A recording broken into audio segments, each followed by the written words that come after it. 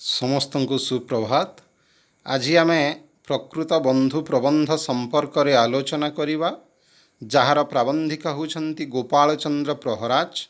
आज प्रथम दिवस रे प्रकृत बंधु विषय रे आलोचना करिबा पूर्वर लेखकंग परिचय तो जानिबा।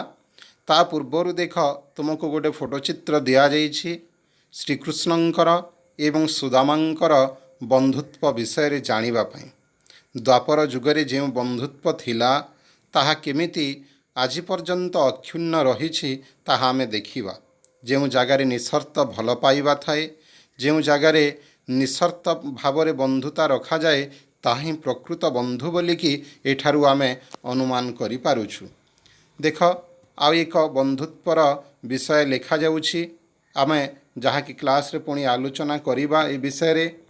ता परवर्ती पर्याय देखिबा लेखक परिचय गोपाल चंद्र प्रहराजंक विषय रे। गोपाल चंद्र प्रहराज कटक जिला अंतर्गत सिद्धेश्वरपुर ग्राम रे एक संभ्रांत जमीदार परिवार रे जन्मग्रहण करथिले। से आईन विद्या लाभ करी कटक रे आईन व्यवसाय करथिले।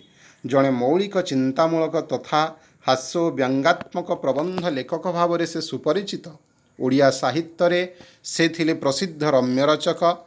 पूर्णचंद्र ओडिया भाषाकोश तांक प्रतिभार एक कालजयी निदर्शन। पूर्णचंद्र ओडिया भाषाकोश हेउछि एक एभली एक ग्रंथ जोटी तुम्हें हजार हजार शब्द रो अर्थ खोजिब पाई पारिबो।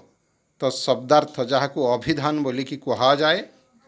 यह व्यतीत तांकर भागवत टुंगीरे संध्या, बाई महांतींक पांजी, ननांक बस्तानी, दुनियार हालचाल, आम घरर हालचाल, बाई नानींक बुजुली, मिया साहेबंक रोच नामचा इत्यादि ओडिया साहित्य को तांकर विशिष्ट अवदान रही। आमे जो पढ़ुछु प्रकृत प्रबंधटी तांकर भंज प्रदीप 1100 वर्ष प्रथम संख्यारे प्रकाशित दुनिया रीति ए प्रबंधरु संकलित। एही प्रबंधरे दुनियार रीति बंधुता नामय छलना तिक्तता प्रकृत बंधुतार महत्व चमत्कार भावरे वर्णित होईछि। तुमे शब्दार्थ देखिपार लिखिब, जहाँकि खातार लिखिदेव तुमको पाठ पढ़िला बेले सहज हब। ये शब्दार्थ लिखिबापई तुमको आगरू जेमिति कहिथिली सेमिति लिखिब। ता परवर्ती पर्याय देखिबा प्रकृत बंधु। देख छोट थिला बेले आमर अनेक बंधु जुटी जाती एवं से बंधुंक भितरु किए जे प्रकृत आमे जानी पारुना। कारण समस्त को प्रकृत बंधु भाबू आमर माने सबुकिछि अणहेज अवस्था रही जाई थाए।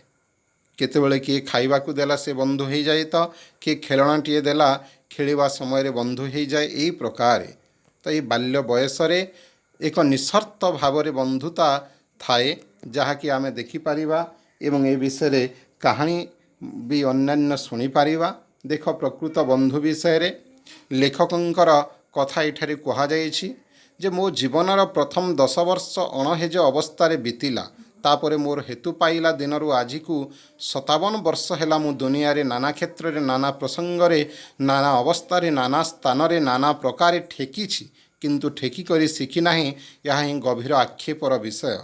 लेखक तांकर दीर्घ 57 वर्षर जीवन काल भितरे विभिन्न क्षेत्र रे केमिति माने अन्य मानक ठारू ठकी हेइछंती, किंतु ठकी करी शिखी नाहंती एई प्रकारे जो कहउछंती। एवं किपरि तांकर बंधुत्व हेछि ताहा कहउछंती। दीर्घकाल मध्यरे जन्मतः विवाहतः समाजतः कर्मक्षेत्रतः संसारतः एहिपरि भावरे से कहिबाकू लागिछंती। बहुत बंधुंक सहित तांकर आलाप प्रलाप हेछि। एमिति कि केते डजन बंधुंक सहित महाप्रसाद हेछि। केते सगोत्र थिले असगोत्र थिले, केते साकुल्य असाकुल्य, समधर्मी असमधर्मी। एहिपरि भावरे जदि आमे आलोचना करिबा लेखकंकर बहुत बंधु जुटी जाइथिले जीवन रे एवं से समस्तंक सहित प्रकृत रे विभिन्न हिसाब रे भावर आदान प्रदान करुथिले।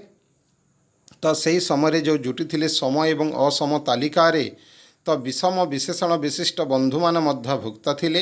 एमिति कि अंतर्भुक्त जो माने थिले से बंधुगुड़ींक भितरे काहा सहित आभाषण पूर्व साप्तपदी नथिला, काहाठारू करमर्दन थिला, काहाठारे अंगमर्दन, तैलमर्दन, कागज कलम, समालोचक, का सहित चिट्ठी दिया निया एई प्रकारे थिले। तो आम एठारे एक सुंदर मान श्लोक पाइपर जे क्या प्रकृत बंधु कहीपर। देख उत्सवे व्यसने चैव दुर्भिक्ष राष्ट्र विप्लवे राजद्वारे श्मशाने च जतिष्ठति सबांधव।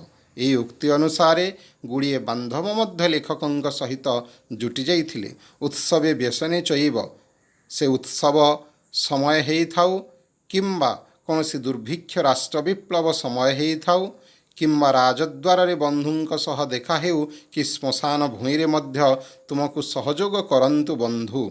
यही प्रकार सबु क्षेत्र में जो बंधु कौन करती तुम सहित रहंती से होउछंती प्रकृत रे बांधव बा बंधु। से प्रकार आमे देखिबा तुमको श्रेणी कार्य मध्य किछिटा दिया जाइछि जहाँ आलोचना करिबा एवं तुमर गूगल मीट क्लास रे संपूर्ण भाव रे ए विषय रे बुझिबा।